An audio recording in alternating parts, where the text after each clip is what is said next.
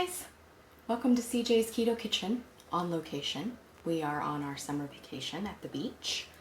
And as promised, we have a very easy recipe tonight that has only 3 ingredients. It's going to be peanut butter cookies. And we're going to mix them together really quick and throw them in the oven. So come along with us and let's get started. So our 3 ingredients consist of natural peanut butter, and I just bought the Adams No Stir. You can buy the kind that needs to be stirred if you want. You can sometimes at Whole Food places or even grocery stores you can just pump out natural peanut butter and just buy it in bulk. But what you need is 1 cup of some kind of natural peanut butter. You just want it to be ground peanuts and salt. You don't want anything else. You don't want any sugar in it, so be sure and check the label. But Adams is a no sugar peanut butter. And we're going to need 1 cup of that. We're also going to need sweetener. I have brought mine in a bag because we're on location. And I'm using a cup. And it's 1/2 cup of erythritol monk fruit blend granular and 1/2 cup of erythritol monk fruit blend powdered. And I just have that in my bag. And it's a cup's worth. And then you also need the egg to make your 3rd ingredient. I have let mine sit out. Actually, I didn't let it sit out. I find that room temperature eggs work best, but if you don't put yours out a while before you decide to bake, you can just put it in a cup of warm water for about 5 to 10 minutes and it'll bring it up to room temperature. Just find that it blends a little easier that way. So we're going to start with our peanut butter, and we need 1 cup. And I'm going to eyeball it instead of using my cup because it's really hard to get peanut butter out of a cup. But that gives me kind of an estimate of how much 1 cup is by the size of that.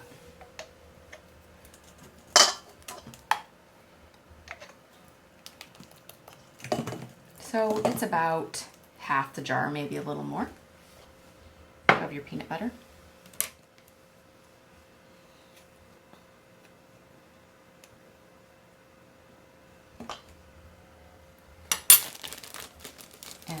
Going to add my sweetener, and again that's 1 cup. If you want your peanut butter cookies not as sweet, you can use less sweetener. Some people like to make these as treats for their pet, and you can just completely omit the sweetener or use a pet safe sweetener. And then the 1 egg.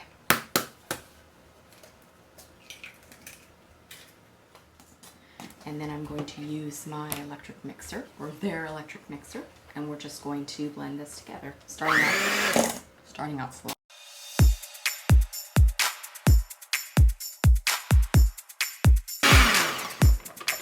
Their mixer didn't have a slow. It pulls together very fast, so you really don't need to use the hand mixer for very long. In fact, if you don't want to use a hand mixer, you don't have to. I'm just going to make sure everything is well incorporated with my spatula before I start putting this into cookies.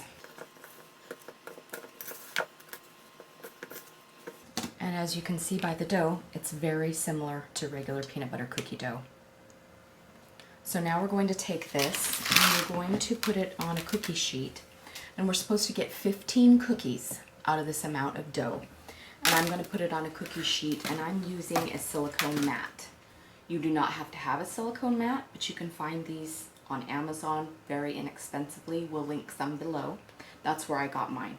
It's very handy. If you don't have a silicone mat, you can always use parchment paper, but the silicone mat makes it so easy, and they seem to form very well using a silicone mat. So I'm going to take a regular teaspoon, that size, and I'm going to just start forming 15 balls.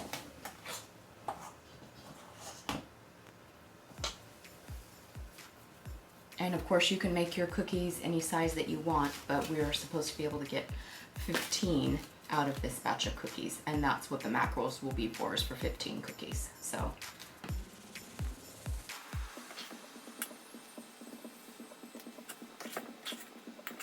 I like to do mine 3 down, and then I'm going to do 5 across to get my 15.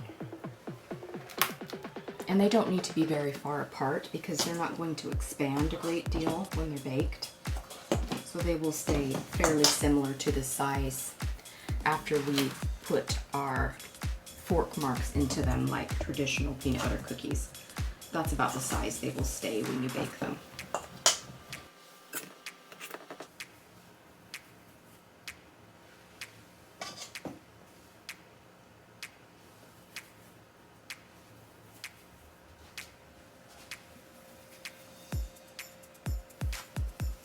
I took these camping and they were a big hit. And I've also let my girls help make these. They're very easy for children or grandchildren to help with, or husbands. Now, traditionally, peanut butter cookies are scored on the top with a hatch mark. So all you have to do is just take a regular kitchen fork and press down once, and then turn it the other direction, and press down again. And voila, you have your mark.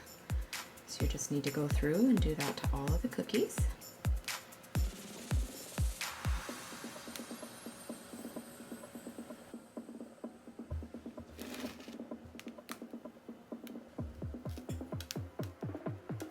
And I have my oven preheated to 350 degrees, or should I say their oven. So I'm going to cook these for 15 minutes, but I'm going to check at about 12, from the 12-minute mark on, just because this is not my oven, and so I'm not precisely sure how long they will take.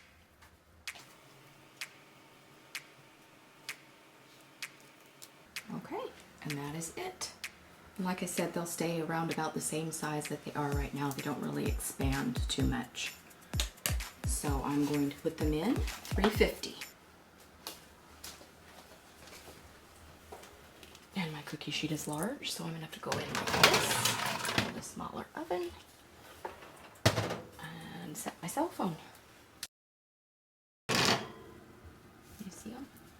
They're all done.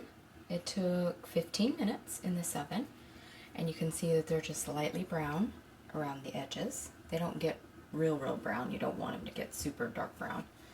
And I'm going to transfer them to a towel to cool, and then when they're fully cool, they should come off the cookie sheet no problem, especially with this silicone mat. Like I said, we will link the silicone mat below. That I got mine on Amazon, and it's great, and they're not very expensive.